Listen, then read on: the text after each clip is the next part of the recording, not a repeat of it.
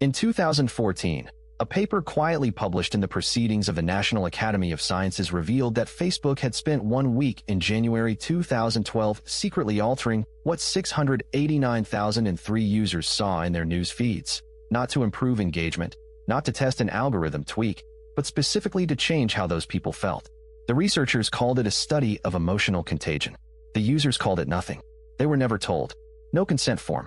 No opt-out. Just a silent adjustment to your feed, and then researchers watching to see whether you became sad. This matters right now because we are living through the most aggressive period of algorithmic content control in human history. Facebook's experiment in 2012 was a controlled test on under 1 million people. Today, Meta's systems make real-time decisions about emotional tone for more than 3 billion users every single day.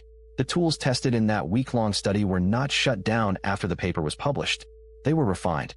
Researchers who study platform behavior estimate that modern recommendation systems now update their emotional targeting parameters thousands of times per second across Meta's network. Meanwhile, the legal frameworks that govern what platforms can do to your psychological state have barely moved since 2014. The European Union's Digital Services Act introduced accountability rules in 2024, but enforcement remains inconsistent, and the United States has no federal equivalent. The gap between what platforms are permitted to do to your mind and what they actually do has never been wider. To understand why this experiment was so significant, you need to understand how Facebook's news feed actually worked in 2012. The feed was not chronological. It was ranked by an algorithm called EdgeRank, which decided which posts from your friends and followed pages actually appeared in front of you. EdgeRank weighted posts by affinity, the strength of your relationship with the poster, by weight, how much engagement a type of post typically received, and by time decay, how recently it was posted. In practice, this meant Facebook was already curating your social reality before the experiment began. Think of it like a newspaper editor who decides not just what stories run, but which stories your specific group of friends is allowed to read. The experiment took that existing editorial power and turned it toward a deliberate emotional goal.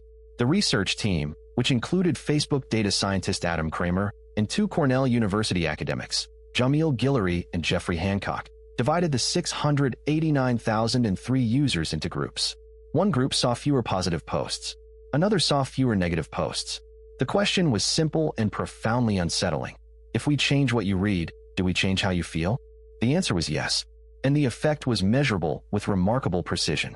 Users who saw fewer positive posts in their feeds began producing fewer positive words in their own status updates and more negative ones. Users who saw fewer negative posts did the opposite. The change was small in absolute terms, roughly 0.1% shift in the emotional valence of words used. But the scale made that fraction enormous. Across nearly 700,000 people, you could observe human emotion being nudged in a chosen direction like a thermostat being turned 1 degree at a time.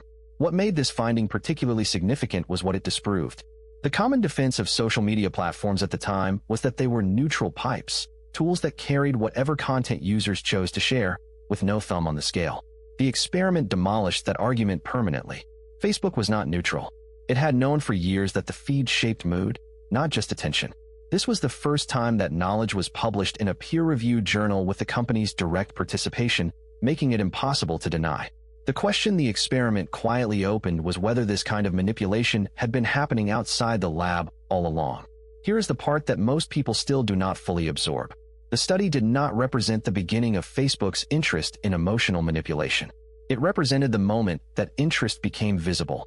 Internal Facebook documents that emerged during the 2021 congressional hearings revealed that the company had been running thousands of parallel experiments on user behavior since at least 2010, many of which touched on emotional response.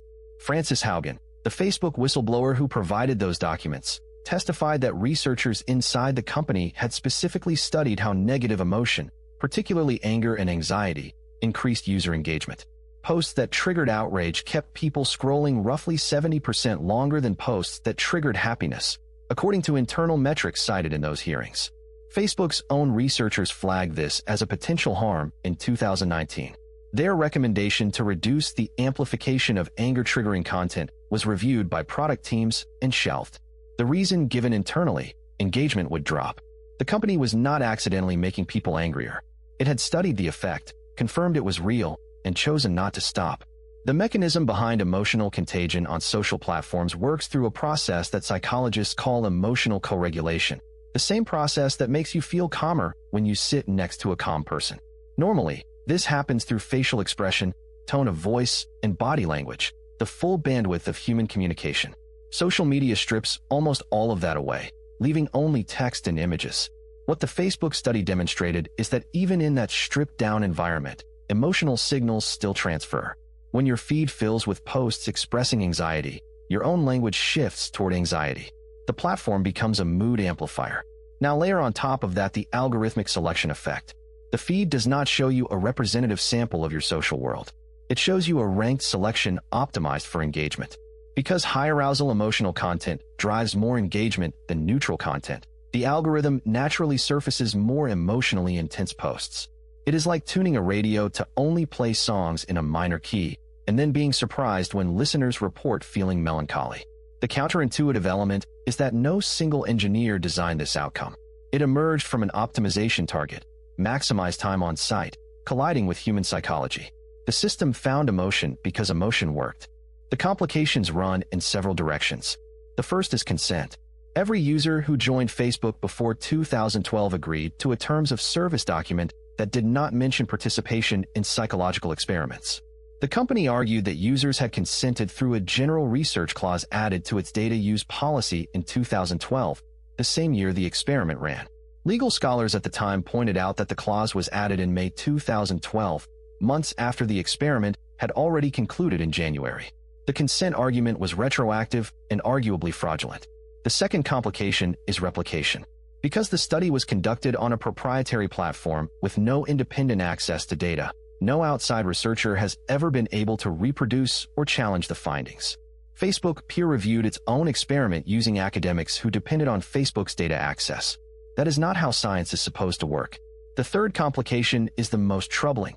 If this level of emotional influence is achievable with a one-week intervention on a 2012-era platform, what is achievable today with systems orders of magnitude more sophisticated? This affects you in a specific and practical way. If you use any meta platform, Facebook, Instagram, WhatsApp, you are inside a system that has been continuously refined to modulate emotional response since at least 2012. That is not a metaphor. It means the sequence of content you see each morning is not random and is not neutral. It is an output of a system that has learned, across billions of interactions, which emotional states keep you engaged longest. If you work in marketing, media, politics, or public health, this matters for your professional decisions about where to publish and who you can reach. If you are a parent, the same architecture runs Instagram, which the company's own 2021 internal research found worsened body image issues in 32% of teenage girls who already felt bad about themselves. Knowing the mechanism gives you something concrete. Chronological feed settings, where available, remove the emotional amplification layer. It does not fix the platform, but it changes your relationship to it. The Facebook Emotional Contagion study is now 12 years old, and in that time it has not triggered a single piece of binding legislation in the United States that limits what platforms can do to users' psychological states. The experiment was the proof of concept. Everything built since then has been the deployment. We are now deep inside an era where the tools to reshape collective emotion at population scale exist, are commercially incentivized, and operate without meaningful oversight. The next decade will almost certainly produce a reckoning, either through regulation, through a public harm so large it cannot be ignored,